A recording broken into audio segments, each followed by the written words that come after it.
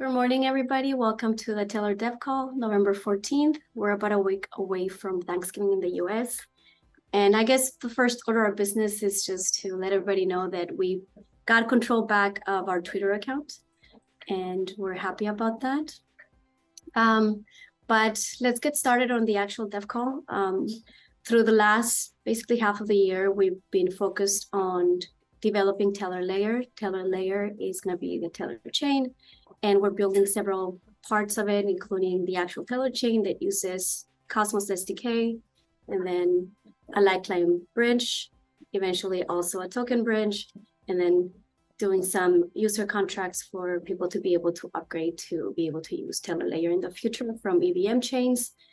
And so today, all the devs are here, so they'll let me know where we are in the process for this week. We do this every day, but just to give you some context, that's it. In terms of background, Nick is out in Istanbul, so if you're out there, go and hit him up.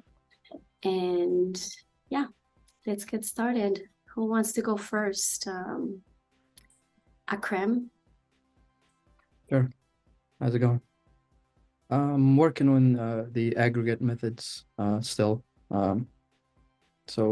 And also added getters to the tip function. So I'll just keep working on that, finish that, and move on to other stuff. Awesome. Tim? So I am working on testing the bridge contract, and I'm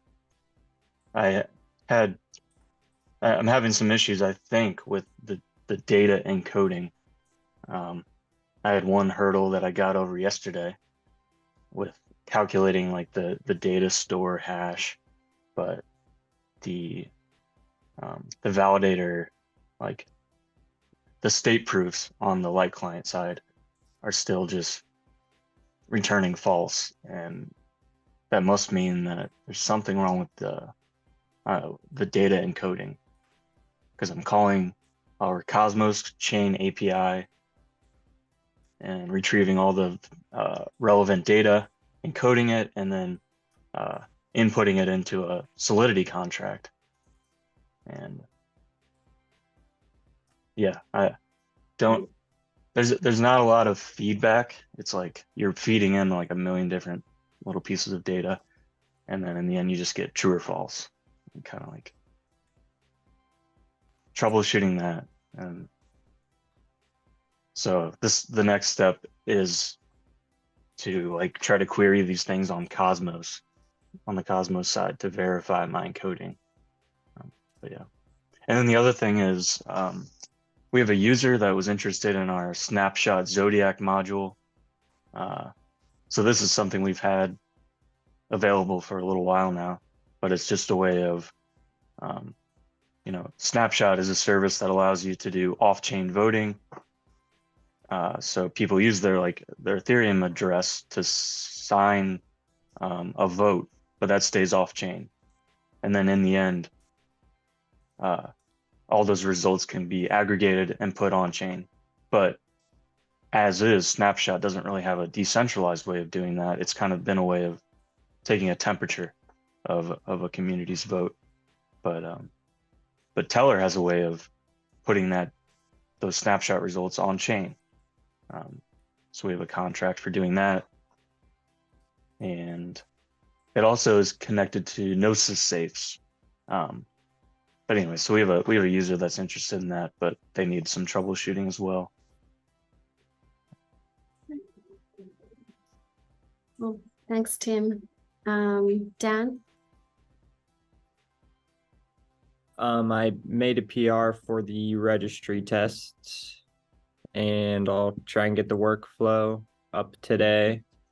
And I also applied for the Columbia Crypto Economics Workshop.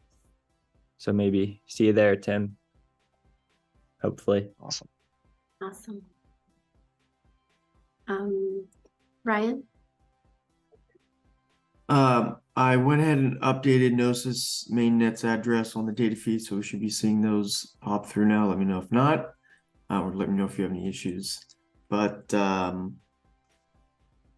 yeah, I think for the most part, I'm just trying to we're going through this Interchain Academy to essentially get a better grasp of what Tim was just going on about, so we can kind of help give him some more support.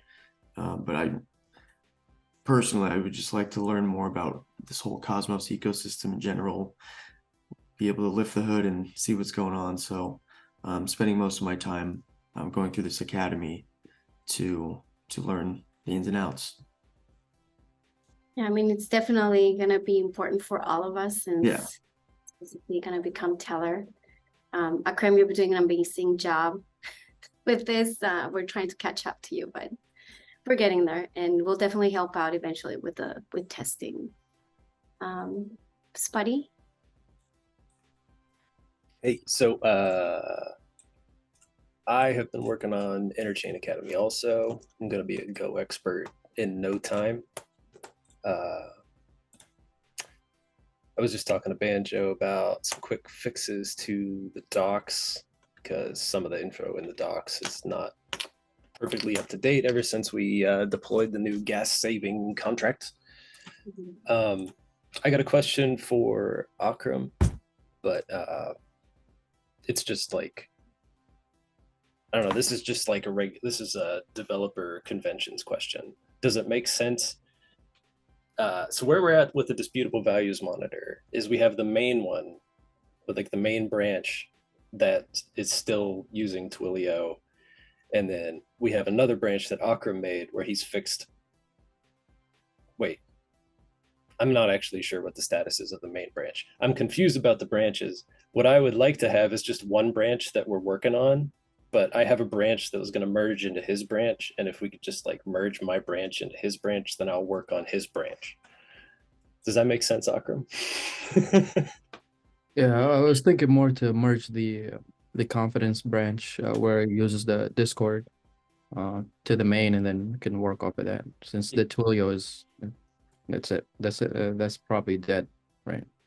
Yeah, Yeah. it'd be great to do that since Twilio's gone now anyway. Let's do that. I'll do that first, so I can get that out of the way. So then I'll change my PR to be a PR to the main instead. okay, yeah. After you do that. After the merge, yep. Cool. All right, that's all I got. Thanks, buddy. Okay, well, I'll be here all day. Are we doing the 1 p.m.? Do we want to troubleshoot Tim and Akram, try and figure that out and see if we can keep moving forward with the test? Yeah, let's meet if Right. Akram's available. Yeah, yeah, sure. Right. So then I'll see you guys at 1, and I mean I'm here all day, but Nick is out, so he says he's sort of available. Reach out to him if you guys actually need him, but he'll be back soon. And that's it. Thank you guys. Cool.